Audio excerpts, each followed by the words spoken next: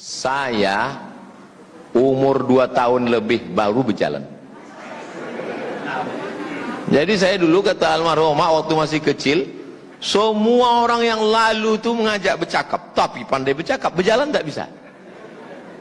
Lebih 2 tahun baru berjalan. Jadi dia dari nikahnya siri, tak dikasihnya belanja, zahir dan batin tidak, didatangi pun tidak, rumah tak dikasih, disuruh begini. Ini cocoknya kalau ada wali 6, ayah, atuk, abang, adik, pakcik, abang ayah. Maunya ke 6-6-nya ini polisi, tentara, babinsa, babin katipmas. Dipijak-pijak dia sampai keluar tai. Ini laki-laki ini. Hantu ini.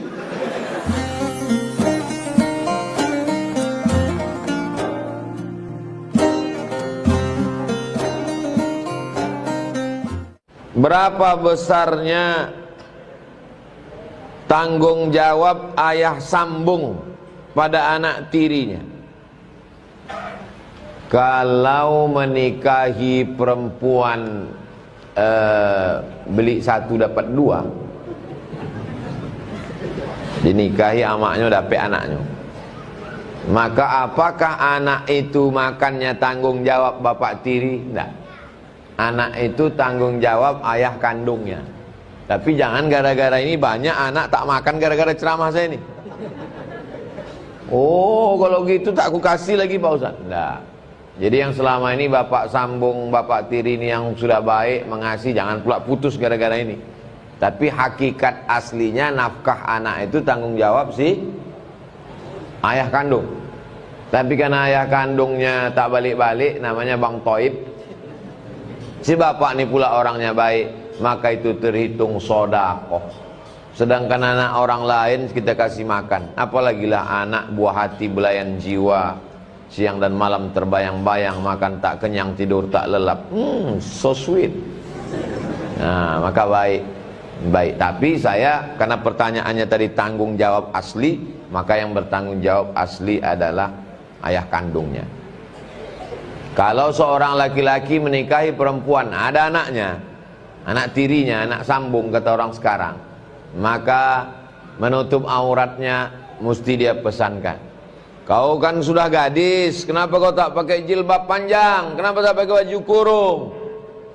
Dan si anak pun tak boleh melawan. Diam kau kan bukan ayahku. Oh, tak boleh. Karena sejak dia menikah dengan ibumu, maka sampai kiamat kau tak boleh nikah dengan dia.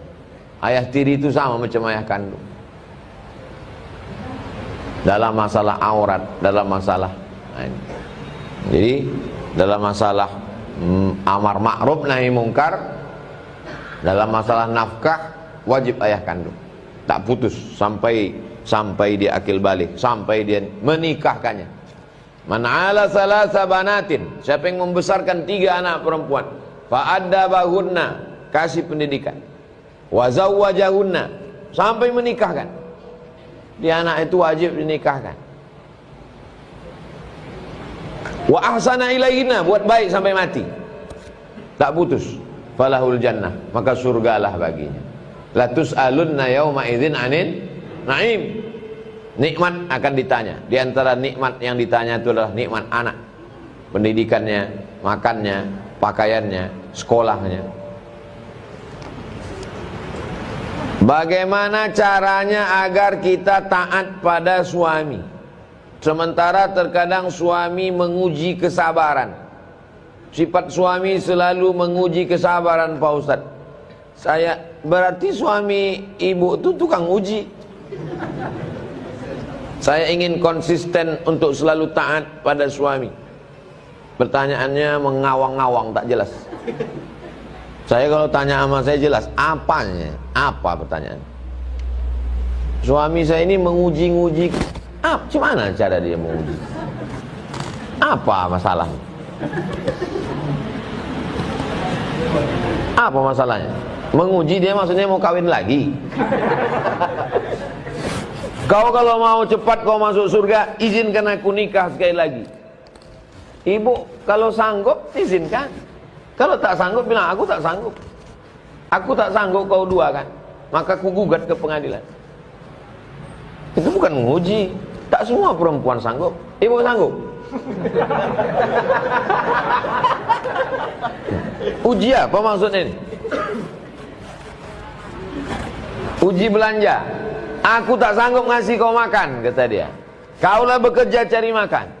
Laki-laki itu kewajibannya 5. Ngasih makan, ngasih pakaian, ngasih tempat tinggal, mengasih pendidikan. Pendidikan ibu itu tanggung jawab laki. Karena tak sanggup dia ngajar ibu, diizinkannya ibu pengajian subuh ini. Bang, aku mau pengajian. Pergilah kau pengajian. Abang tak pengajian. Abang ngantuk kali main gaplek tadi malam.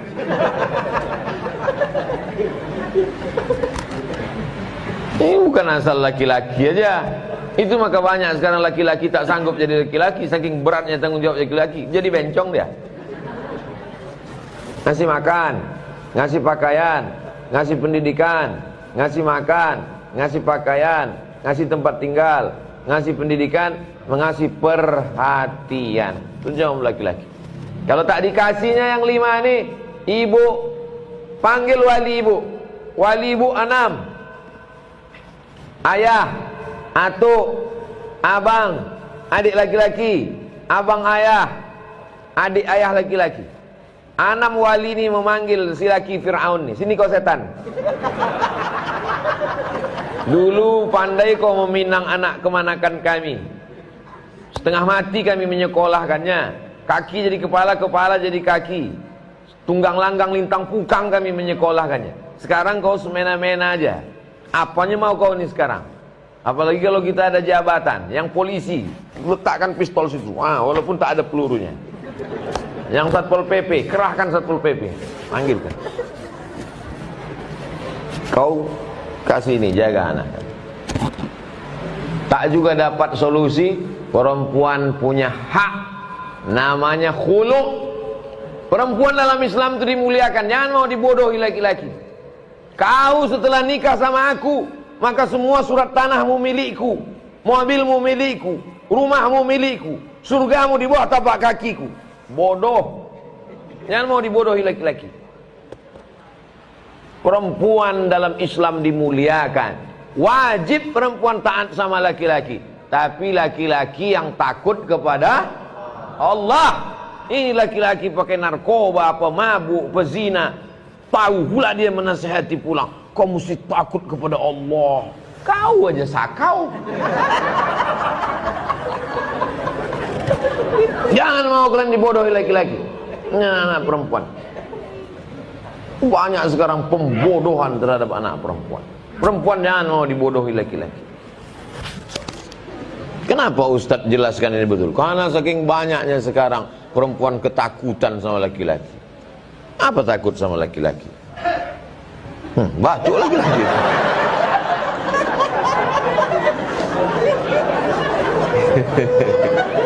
Begitu kalau laki-laki soleh, dia tak ngamuk, batuk aja.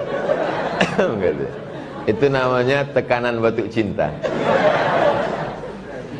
Nenek saya baru berpulang ke rahmatullah 1 Januari 2022. Tanggal 10 Februari 2022, 40 hari meninggal. Saya minta Pak Ustadz bacakan doa untuk nenek saya. Hari ini 11 Rajab. 11 Rajab nih pas 3 tahun mak saya meninggal. 11 Rajab. Nanti kita sama-sama baca doa untuk orang-orang tua kita yang sudah mendahului kita. Kita baca Al-Fatihah, kita kirim, kita doakan insyaallah. Nanti saya bacakan. Kita bacakan sama-sama. Apakah masih ada cara seorang anak untuk berbakti kepada orang tua sementara orang tuanya sudah meninggal, selain daripada doa anak yang soleh? Yang pertama, yang tak ada ikhtilaf, doa. Allahumma fillahu warhamhu wa'afihi wa'afu anhu wa akrim nuzulahu wa si'ma dakhalahu wa aghsilhu bil ma'i wa salji wal barad wa naqtihi minal khataya kama yanqas thawbul abyadu minad danas wa abdilhu daran khairan min dari wa alan khairan min ahli wa qih min fitnatil qabri wa adzabin nar. Allahumma la tahrimna ajrahu wa la taftinna ba'dahu wa fir lana wa lahu wa li ikhwanina alladziina sabaquna bil iman wa la taj'al fi qulubina ghillan lil ladzina amanu rabbana innaka ra'ufur rahim. Allahumma ja'al qabrahu rawdatan min riyadil jinan.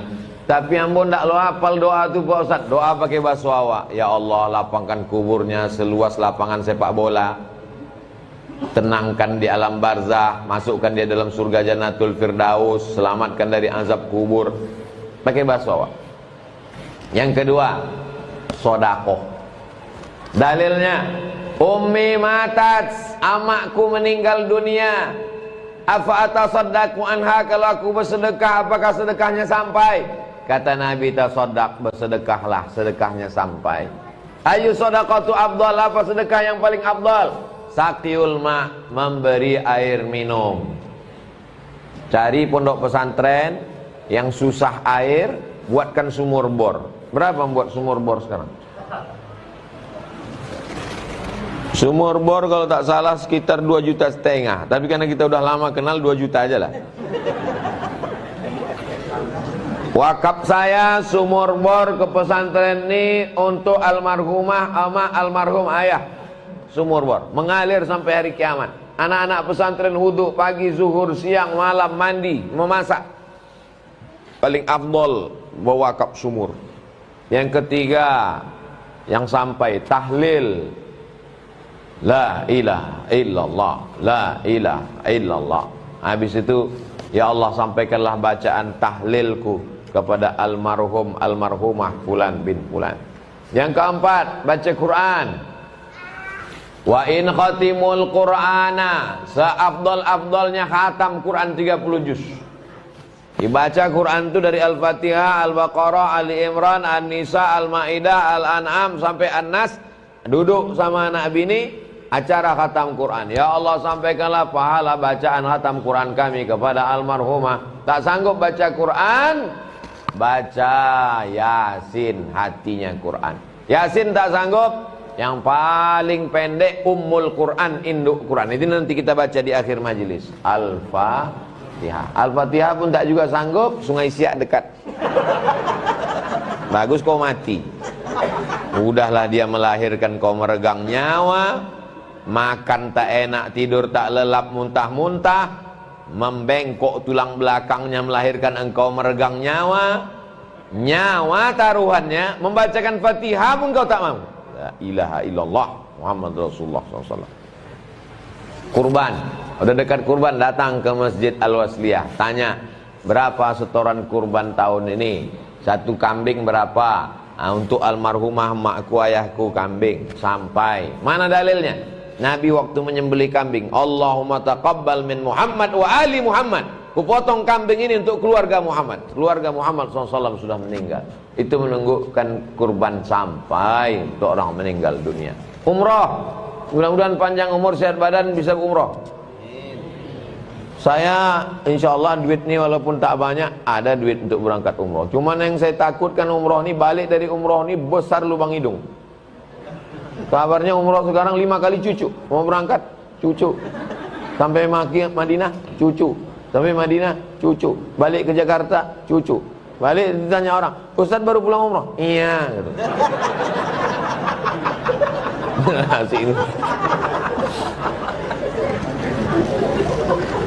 Sampai ke Makkah, umrah dia.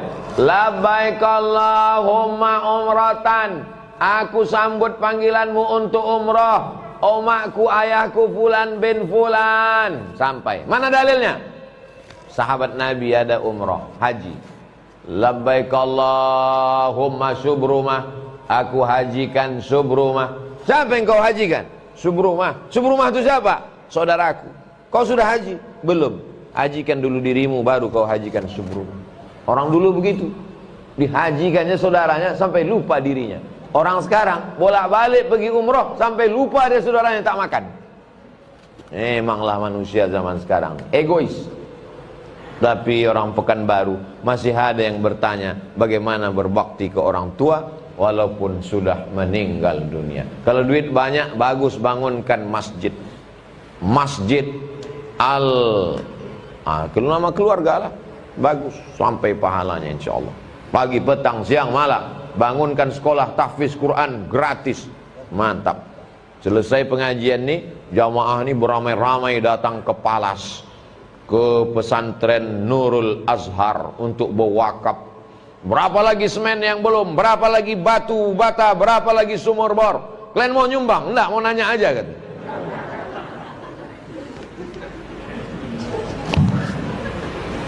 Assalamualaikum Ustadz. Waalaikumsalam warahmatullahi wabarakatuh. Saya mau nanya di luar topik. Semua orang tuh di luar topik tadi. Saya diamanahkan sejumlah uang oleh ibu saya pada saat beliau masih hidup. Uang tersebut untuk disimpan, dititipkan ke saya sampai beliau meninggal. Tak ada pesan mengenai uang tersebut.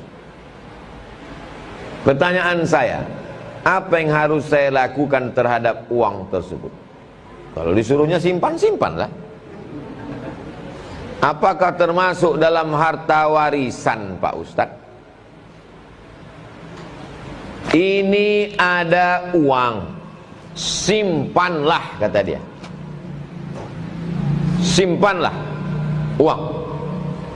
Kata simpan itu mengandung makna titipan wadi'ah atau hibah.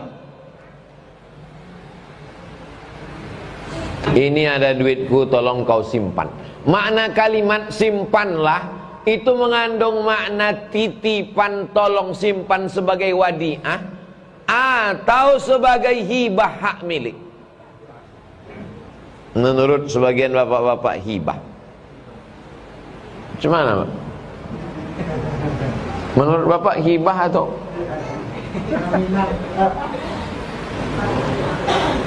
Bu, menurut Ibu kasus ini sebagai hibah atau titipan wadiah? Kalau menurut saya, tengok jumlahnya berapa. Kalau Ama Iko biasa mengasih 100.000, 500.000, biasa dia ngasih. Hari Raya 500.000, Idul Adha 500.000. Kemudian dikasihnya, ini ada uang 500.000, berarti itu adalah hibah, karena dia biasa mengasih begitu. Tapi kalau yang dikasihnya 500 juta, bukan hibah, tapi wadi'ah. Fungsi kalimat dia simpanlah itu maksudnya bukan sebagai pemberian hibah, tapi maksudnya tolong simpankan karena aku khawatir kalau ku simpan di bawah bantal, bantalnya lebih kecil daripada duitnya. Di sini tak disebutkannya berapa jumlah duit itu. Bingung? Tuh kaedahnya. Kalau jumlahnya seperti pemberian biasa, hibah. Tapi kalau lebih daripada normal, maka sesungguhnya itu adalah wadi'ah, titipan, amanah. Dia sekedar minta pegang, minta simpan, maka itu adalah warisan yang mesti dibagi kepada ahli waris. Jelas? Boleh tanya ke ustadz lain. Ada mufti Kota Pekanbaru, Dr. Mawardi Muhammad Saleh, yang memberi tausiah setiap zuhur di Masjid Ar-Rahman. Tanyakan balik, jangan pegang satu pendapat Abdul Somad, karena ini masih masalah antara wadi'ah, titipan atau hibah. Bagaimana seorang suami yang tidak ada kerjaan?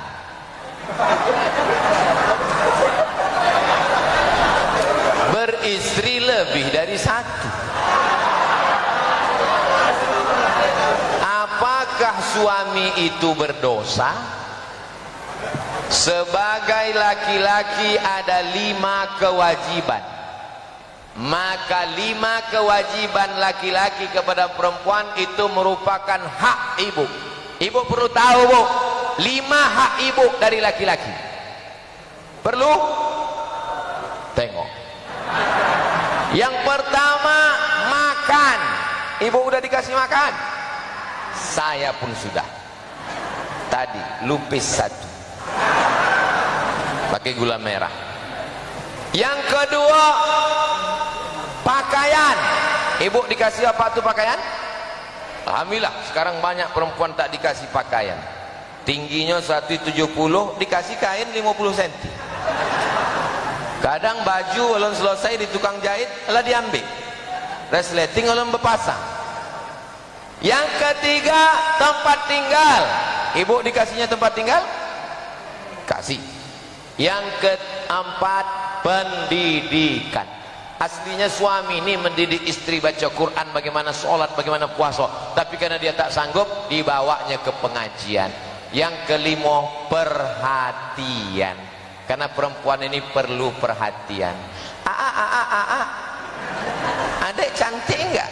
Seumur-umur abang dek belum pernah menengok perempuan secantik kau ini lagi. Abang, gimana rasa kolak tadi? Padahal masinnya minta ampun. Ini puasa mana lebih sempat anak pulo do re mi fa sol la si do mi la sol fa mi re do.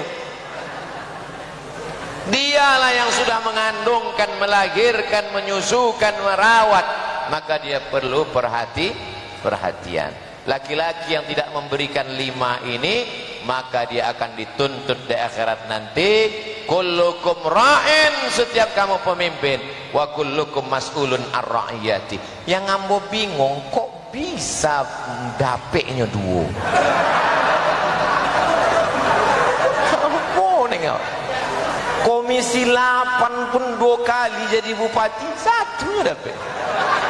Kalau dapetnya lah 2. Ilahi, tak apalah wirid kawan.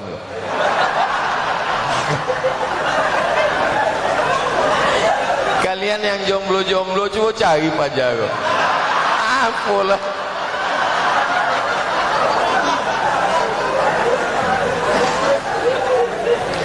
Nama saya Kaila.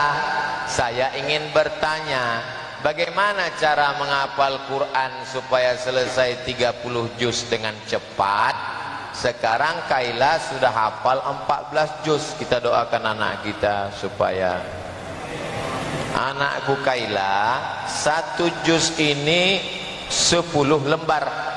Jadi kalau 1 hari dihafal 2 lembar, 1 lembar 10, 1 lembar sehari 2 halaman, berarti 10 hari 1 juz. 1 bulan berarti 3 juz. 10 bulan berarti 30 juz. Teorinya begitu, tapi dia mesti ada murojaah. Kalau di tempat ustadz menghafalnya malam, nanti diulang 5 kali. Diulang habis subuh, diulang habis zuhur, diulang habis asar, diulang habis maghrib, diulang habis isya, baru boleh tidur jam 10 malam. Ditasmikkan itu didengarkan ke ustazah, mengulang-ulang terus. Yang laki-laki dengan Ustadz Al-Nob di Simpang Bingung Nurul Azhar, yang perempuan dengan ustazah di Rimbo Panjang. Jumlahnya sama, tahun lalu 25, tahun ini 25, selepel SMP. Tapi potong ambo dari Jakarta, ada yang tidak pendidikan formal, namanya Maskanul Huffaz, Ustazah Oki. Itu memang tak ada pendidikan formal. Taman SMA sama sebelum kuliah sampai usia 24 tahun, tahfiz khusus setahun saja. Jadi tidak lama-lama. Jadi tak ada sekolah, hanya menghafal. Mudah-mudahan anak-anak muda kita menjadi penghafal Quran. Intinya fokus menghafal murojaah, fokus menghafal murojaah. Tidak boleh nonton TV dan main handphone.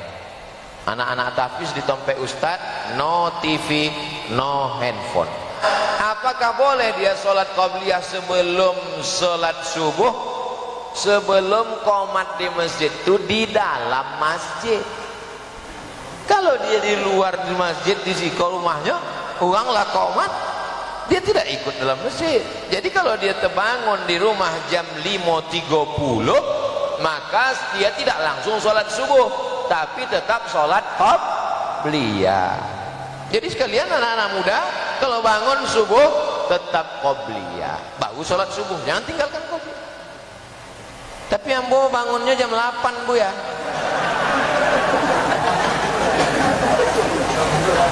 Walaupun terbangun jam 8 tetap qobliyah, jangan sholat subuh. Jadi kalau gitu boleh jam 8. Kok apa pertanyaan kok? Sholat yang tertinggal harus diganti, sementara sholat yang ditinggal tidak tahu jumlahnya. Bagaimana cara menggantinya Pak Ustadz? Andai kan tak terganti, bagaimana hukumnya? Apa harus dilakukan supaya tak berdosa Pak Ustadz? Wajib diganti. Saya tak tahu jumlah, dia agak-agak tobat bilo baru tadi umur berapa? Sampai 10. Potong akil balik 10, berarti tinggal 30 tahun. Selama 30 tahun itu ada sembahyang? Aduh, sembahyang Jumat, Idul Fitri, Idul Adha. Qadha lah. Cara mengqadhanya gimana?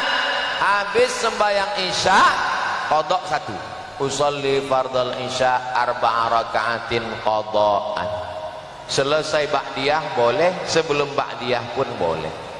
Selesai subuh, usolli fardhu subhi rak'ataini qadhaan.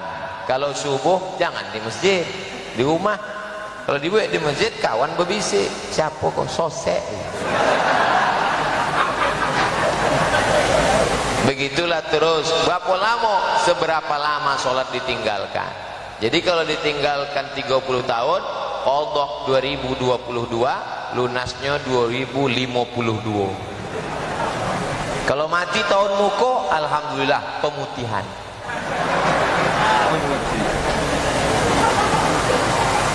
Inna awwala ma yuhasabu bihil abdu yaumal qiyamah, yang pertama kali dihisab, dihitung dari manusia nanti hari kiamat, sholatuhu, puasa nanti, sedekah nanti, wakaf nanti. Idza sholahat sholahal amalu kulluh, kalau sholatnya betul, amal yang lain ikut jadi betul. Wa idza fasadat, kalau sholatnya rusak, fasadal amalu kulluh. Perbaiki sholat. Makanya anak-anak muda, kalian catatan belum terlalu banyak tinggal, jangan sampai tinggal sholat. Apa sampai doa setelah kita meninggal dengan almarhum atas nama ayah sambung, karena ibu sampai saat ini tak mau jujur. Nyo ayah kandungnya nyo ndak tahu. Ayah eko ayah tiri, kini bahasa kerennya ayah sambung. Sebab ayah iko menyambung kasih sayang.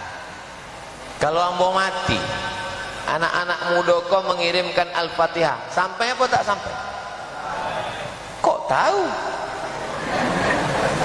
Kalau ambo mati, anak muda kau bukan anak ambo, mengirimkan doa, Allahumma fir lahu warhamhu wa'afi wa'fu anhu untuk Abdul Somad, sampai apa tak sampai? Sampai. Kalau kepada ambo aja sampai, apalagi kepada ayah sambung. Sampai. Siapa menyebut tak sampai? Tapi dalam hadis itu cuma 3. Idza matal insan, Sahih Muslim. Hadis itu ada dalam kitab Sahih Muslim. Paling tinggi Sahih Bukhari. Di bawah Sahih Bukhari Sahih Muslim. Namanya Imam Muslim Ibnul Hajjaj Al-Qushairi An-Naisaburi. Meninggal pada tahun 261 Hijrah. Imam Ahmad bin Hanbal 241. 21 tahun sesudah Imam Ahmad meninggal Imam Muslim. Sezaman, beda 20 tahun. 21 tahun, 20 tahun. 261. Dalam Sahih Muslim, idza matal insan, kalau manusia mati, inqata'a, putus. Kau yang salah paham tadi, dianggapnya yang sampai itu cuma anak kan? Andu. Katanya putus. Yang sampai cuma 3. Pertama, shadaqatun jariyah, dan kedua ilmun yuntafa'u bih, dan ketiga waladun shalih. Nya salah paham, anaknya itu amal ini. Sebab kalau bininya itu cuma ditengoknya, jadi tak anak. Banyak orang tak paham apa makna anak itu sebagai amal. Anak awak itu kan amal awak itu. Itu maksud hadis itu. Jadi jangan nanti kalau diundang tahlil, ayo awak tahlil dulu mas, tidak usah tahlil, lah putu. Apa nan putui ko apa? Nan putui itu amal orang mati itu putui. Amal orang hidup untuk yang mati putui apa enggak? Enggak putui. Boleh. Sebab sini banyak jangan tahlilan, amal enggak sampai, Sampai. Siapa orang namanya amal doa awak pada orang mati enggak sampai, jenazahnya jangan solatkan. Sholat jenazah itu amal uang mati apa amal uang hidup? Amal orang hidup untuk orang mati. Allahu Akbar, Al-Fatihah. Allahu Akbar, sholawat. Allahu Akbar, Allahumma maghfir lahu. Fatihah sampai, sholawat sampai, doa sampai. Jadi kalau ada orang Pekanbaru mengatakan tidak sampai, jenazah wa angsuk kami campakkan ke Sungai Siak. Apakah salah seorang anak ingin orang tuanya fokus belajar agama? Sudah memberitahu dengan cara lemah lembut, tapi anak tersebut dibilang anak durhaka dan sok tua. Apakah kami sebagai anak berdosa membiarkan orang tua yang tak mau lagi nongkrong-nongkrong di kafe, nyanyi-nyanyi di tempat karaoke? Apabila disuruh sholat kakinya sakit, tapi untuk jalan-jalan rasa kakinya tak sakit. Apa yang harus kami lakukan Pak Ustadz? Jadi rupanya di Pekanbaru bukan kenakalan remaja, tapi kenakalan atuk-atuk. Aku atuk yang nakal kok. Anak muda tidak pernah dilihat orang tua sebagai orang dewasa. Orang tua menengok anak itu tetap kecil sampai mati. Maka jangan ceramahi orang tua. Pinjam lidah orang lain. Pinjam lidah Ustadz Abdurrahman Koharudin, pinjam lidah Pak Komisi 8 DPR RI, pinjam lidah tokoh masyarakat, tengku-tengku, datuk-datuk, pinjam lidah Hambo jangan, mungkin ndak percaya semua bu. Buat arisan di rumah, potongkan video-video pendek, kirimkan. Yang paling hebat senjata adalah doa. Tiap malam doakan supaya dapat hidayah. Kebetulan nasib engkau macam nasib Nabi Ibrahim, berhadapan dengan Azar. Tapi Azar yang dihadapi Nabi Ibrahim, apa kata Azar? La illam tantahi, kalau kau tak berhenti menceramahi aku, la arjumannaka, ku lempar kau pakai batu, wajuni malia, tinggalkan aku. Oh, kasar ayah Ibrahim. Tapi apa jawab Nabi Ibrahim? Sa'astaghfiru laka rabbi, aku akan mintakan ampun kepada Allah untuk engkau wahai ayahku. Innahu kana bi hafiya, Allah mengabulkan doaku. Itulah mengapa kita sebut Nabi Ibrahim 4 kali dalam solat. Kama sallaita ala Ibrahim wa ala ali, kama barakta ala Ibrahim wa ala ali. Saya paham sebagian anak-anak muda ini mengalami nasib seperti Nabi Ibrahim, bersikap